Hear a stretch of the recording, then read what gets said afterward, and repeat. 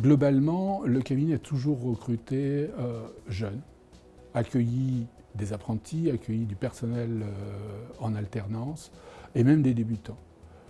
Aujourd'hui, on pense que la compétence s'acquiert, par contre l'envie, c'est inné. Et donc on va faire des choix sur les personnes, sur leur ambition, sur leur volonté de s'épanouir, de grandir au sein du cabinet, ou tout simplement de grandir dans la profession, puisqu'on ne peut pas, bien entendu, recevoir des apprentis, une dizaine chaque année au minimum, et tous les reprendre en contrat de travail à la fin de leur formation.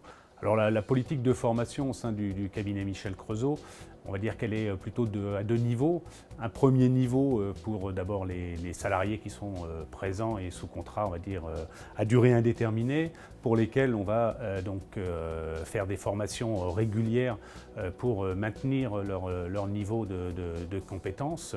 Le deuxième niveau, c'est plus donc la formation en alternance que l'on a avec les jeunes qu'on accueille, soit sous contrat d'apprentissage ou sous contrat de professionnalisation. Et puis à peu près un tiers de ces jeunes étudiants rentrent après directement chez Michel Creusot et participent au développement du cabinet.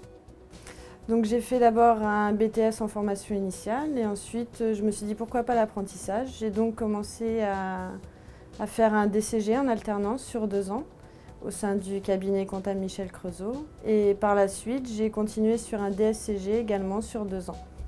Donc elle m'a apporté une certaine satisfaction personnelle. Je suis rentrée dans le monde du travail petit à petit, les responsabilités sont arrivées progressivement.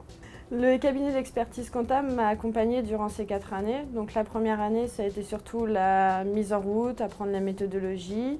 Ensuite, la deuxième année, j'ai commencé par avoir un peu plus de responsabilités, à établir des comptes annuels, à avoir un peu de relations clients. La troisième année, on m'a accordé un petit portefeuille et à la fin de ma 4e année d'expérience d'apprentissage, j'ai eu le droit à un portefeuille complet. Et au bout de ces 4 années, le cabinet comptable m'a proposé un CDI. J'ai suivi un Master 2 juriste d'entreprise à Tours qui le proposait en alternance, ce qui est assez rare. Et en fait, c'est une formation qui élargit sur le monde de l'entreprise en général.